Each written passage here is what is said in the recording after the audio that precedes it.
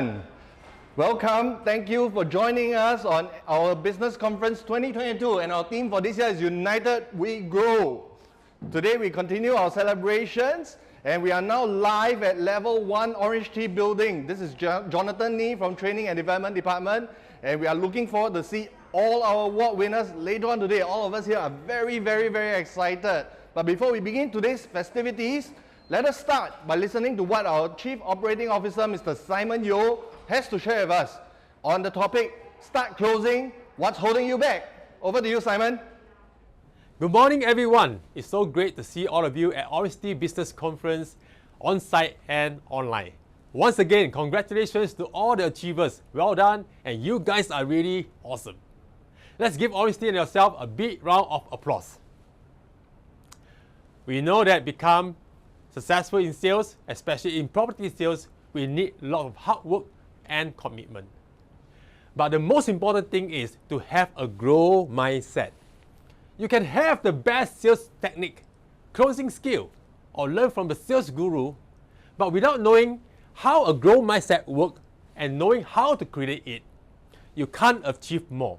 You will not bring out the best of yourself. Anthony Robbins said, whatever you hold in your mind on a consistent basis is exactly what you will experience in your life. I've come across research showing that across a wide array of events, people tend to focus more on the negative. The reason is they try to make sense of the situation. Psychologically, we make decisions based on negative information more than positive data. Why? That is because most people pay more attention and learn from the negative outcome and experiences. Usually these bad things get our attention all the time. They stay in our mind and they become a memory and become bad experience. This actually happened to you and me, happened to everyone. In order to overcome this, we need to learn how to create positive energy and let them stay in our mind. We must take full responsibility and truly commit to changing our perspective. The first thing you need to do is to stop looking at your life from a place of fear or anger. You should identify what are the negative patterns that are preventing you from living with joy and being successful. Do you know that those positive people or the successful people had one thing in common? They knew they could be someone beyond where they were. Listen carefully. They knew they could be someone where they were. They are willing to put their time, their energy to better themselves. They are willing to do things differently from others. I always tell many of our agents, if you are willing to change your perspective, you will change your life. From the day I entered into sales, I've been telling myself that there is always a way to handle any situation. There's always a solution to any problem. Make a guess, at what age did I start to do sales? I started at the age of 14. At that time, I've been thinking about script to counter objections. And I love to talk to the mirror. I'm going to share with you one very common objection that many property agents still don't know how to deal with. What will you do when your customers say, I will get back to you? Does it sound very familiar to you? I believe that many of you get this from your customer many times. What happened after that? Did they really get back to you? Did you hear from them again?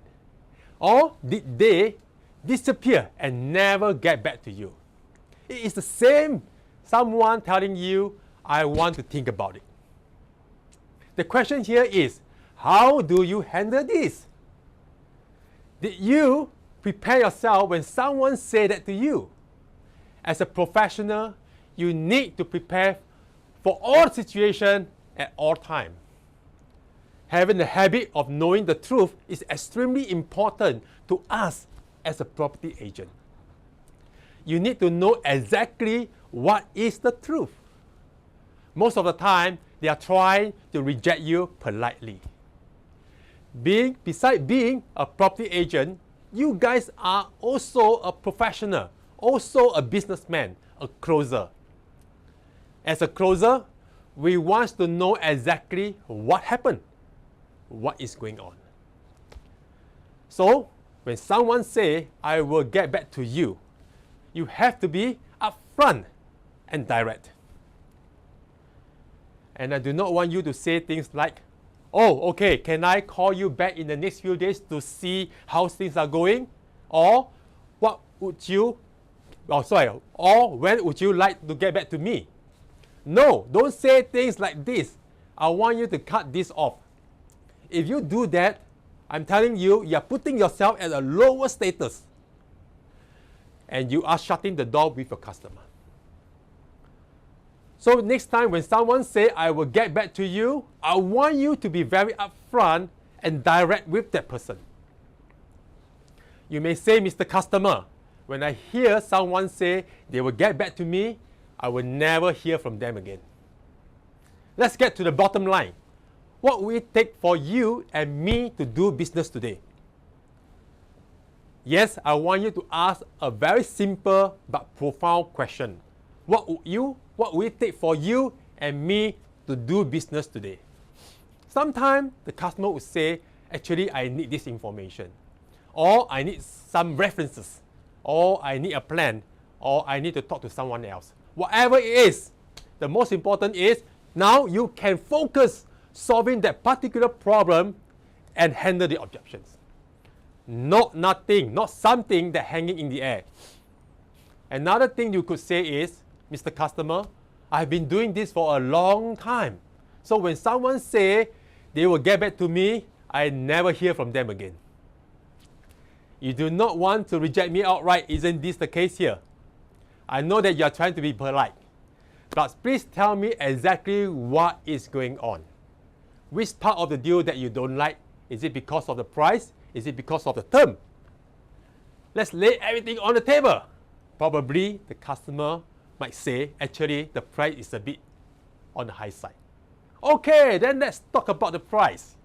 What if I can show you the future value of this property? What if I can give you better terms? What if I can give you a better arrangement? Would that make a difference? We want the customer to give us a definite answer so that you could understand them and solve their problems. Let me tell you this. The customer will not tell you the truth. Why? Because they want to protect themselves. They don't want to give you too much information that you might use against them. This is what we call the buying resistance. Buying resistance. You need to cut through it, get rid of the smoke, and get to the bottom of the issue and get to the truth. I want you to understand why people don't buy and how to overcome that. There are 5 reasons why customers don't buy. MTNUT. Sometimes you may call it a mountain nut. It stands for no money, no time, no need, no urgency, and no trust. Let me say it again. No money, no time, no need, no urgency, and no trust. I mentioned buying resistance. The buying resistance is that the customer don't want to be sold. And your job is to lower the resistance, and over time you convince them to buy. The first thing is money. I would say there is a small percentage of people who literally don't have the money to buy.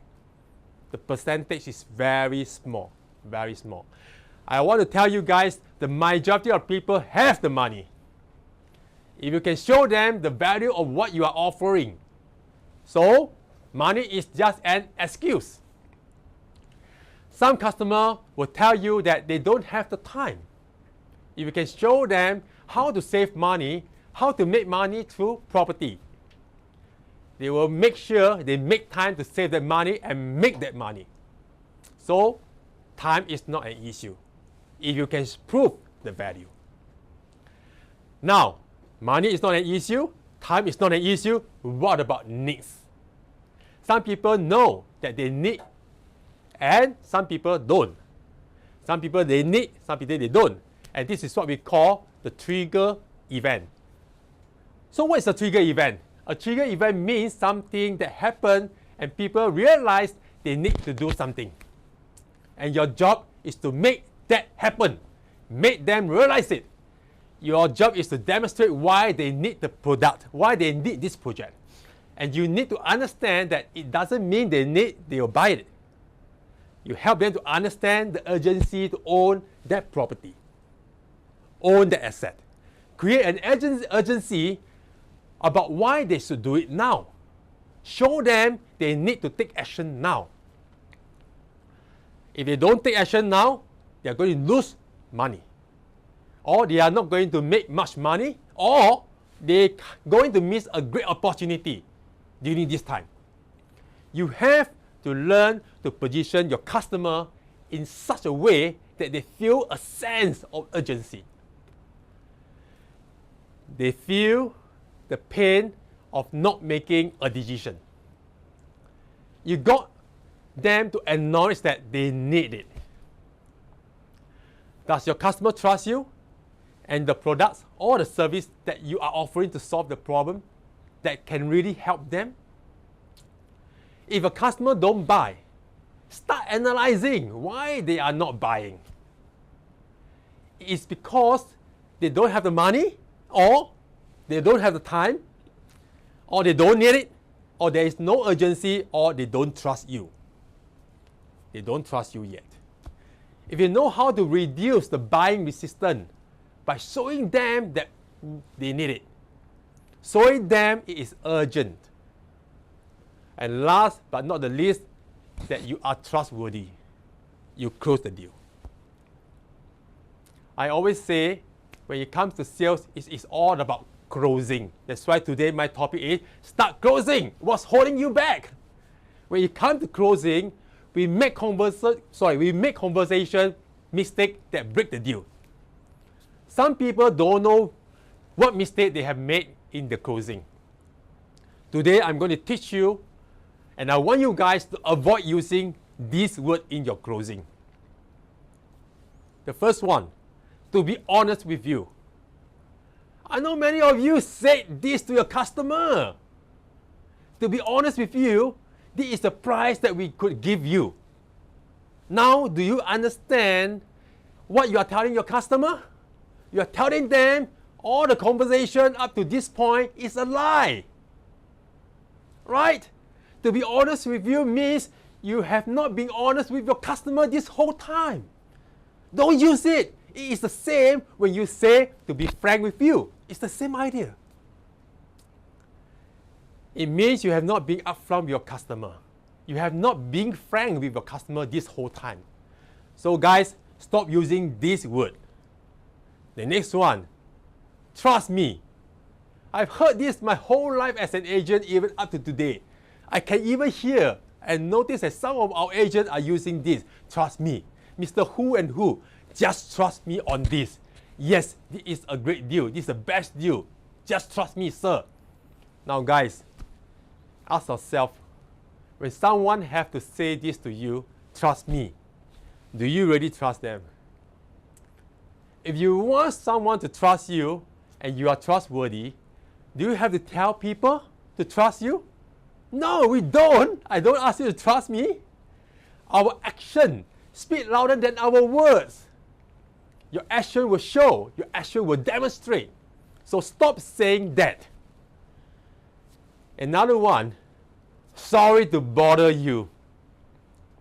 I'm so sorry to bother you. And then why are you bothering me? It sounds very familiar. This is so common, especially to those who are doing telemarketing. Am I right to say that? We are so sorry that you should not bother me in the first place.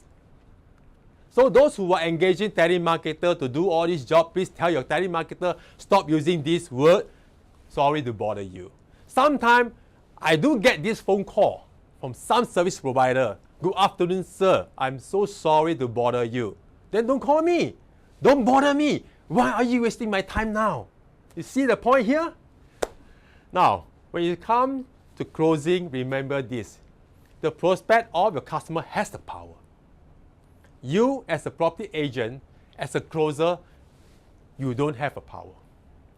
You need to flip the table around if you want to close the deal. You want to be more effective and efficient closer. The customer always has a higher status than you and me.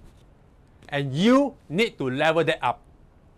The moment you apologize before you say anything or propose anything or give them any solutions or before you could help them, immediately you're putting yourself at a lower status.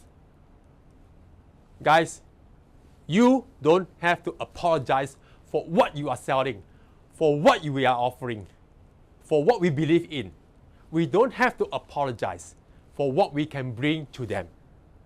Okay, remember that. We do not have to apologize for what we can bring to them. Do you believe what you are doing? If you believe in what you are doing, what you do, then don't apologize. Your time as a property agent is just as valuable as your customer. Just because they are the paymaster, just because they would deal with you, and your time is not valuable? No. Our time and their time are the same.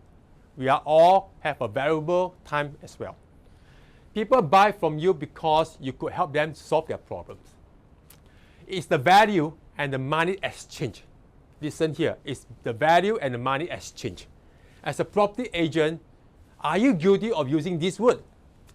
I tell you, I feel guilty right now if I'm going to use those words from now on. No, so cut it off.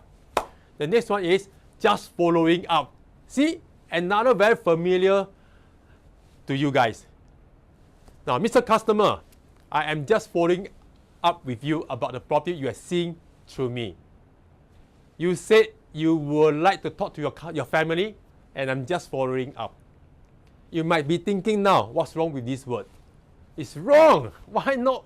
Something is wrong. Just following up. Many people has been using this word. So what's the problem? The problem is the word just following up has been used for a long time by many salespeople. If you go around, I can tell you, a lot of salespeople would like to use this, just following up with you. And that's the problem. Don't use this word anymore. Please don't. Go straight to the point, ask better, more effective question. This is another one, buy. Guys, always remember this, people like to buy. People love to buy, but hate to be sold. Remember this. Even though they love to buy, they like the idea of buying. But because of the word buy means that it's going to cost them money. People love the action, the act of buying. Do you want to buy this now? Even if you want to buy, the word buy trigger tension. It triggers the buying resistance. Instead of buying, we can use the word own. Do you want to own this beautiful house? Or do you want to move forward with this project? Avoid triggering tension. Avoid triggering fear. The moment you trigger that kind of fear, that kind of tension, no deal. Please avoid using this word in your sales and in any closing scenario. Before we go, I would like to share with you the power of yet, Y-E-T. As I mentioned earlier on, if you want to change your perspective, you will change your life. It's about having a growth mindset. I often hear people telling other people to have a growth mindset. But how? It's just like a coach telling their players to relax. But how? How to relax? Of course, there is a way, a method to help a person relax. The same, how to create a growth mindset. I'll always hear agents saying that they can't find leads. They cannot find prospects. They couldn't sign any exclusive. They can't do a presentation. They cannot close a deal. They can't even earn a single cent of commission. And many times, these agents were being guided and taught using certain method or certain formula, and hopeful that they are able to get more leads or close a deal. But that's not the way. By teaching them all kind of skill and knowledge doesn't mean they will do something powerful. No.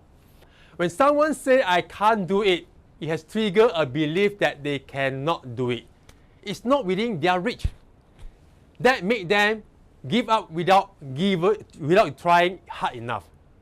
The person may have all the skill set, but without the right mindset or the growth mindset, all these skills are wasted. They will never have a chance to use it at all. There is a way to help a person or your agent to have a growth mindset. The simple way to start changing to a growth mindset is by using a little word called yet. So what is the meaning of yet? Y-E-T. It means a realization that something that worth waiting for, and those things take time and work. Saying I can't do yet signal you just can't do it right now, but it's always learnable. With more effort and better strategy, it's achievable. As you can see, one is about accepting defeat. The other is about embracing the challenge. You see the difference? One is accepting defeat and one is embracing the challenge. There's another big difference. I can't do and I can't do yet. I can't is the feeling of being stuck in the present. Not good enough right now. I can't yet, it is about the vision, the motivation to improve in the future. The power allows you to be successful. Simply changing the word, we were able to change our mindset. The difference between a winner and a whiner is the winner always create a long list of things they might do to learn the skill they want. I must learn how to generate more leads. I must learn the method how to find prospects. I must learn to do a powerful presentation so that I can get more exclusive. I must learn the correct method, the correct technique to close more deals and earn more commission. On the other hand, the whiners will get busy creating a long list of excuses to justify their self-doubt. The simple three-letter word Y-E-T, yet is a sound of possibility. A positive interventions in our life to help us see straight.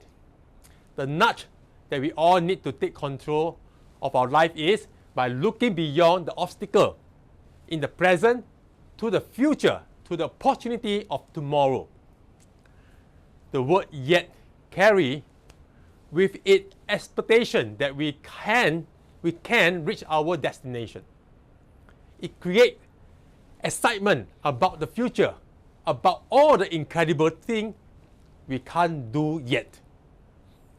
I would like to show you a video of my younger son when he was 5 years old. When I was teaching him how to play golf, at that time he was very small and he liked to complain a lot to me. He will always say things like he cannot even hold the golf club properly. The golf club is too heavy for him. He can't hit the ball because all these bad things he has experienced, he kept having negative thoughts. So when I say you can't hold the when he say he can't hold the golf club properly, I will always reply to him that you can't hold the golf club properly yet. So when he said to me, I can't hit the ball, I'll reply to him, you can't hit the ball yet. What I have demonstrated with him was, I was sending him a signal that he was having a learning curve. Yes, you can't do it now. You can't do it now yet. Okay? And it takes time for him to master certain skill. I want to show you a video, so let's take a look at the video. Let's watch the video together. Don't do that. You're stuck, huh? Quick, hurry up.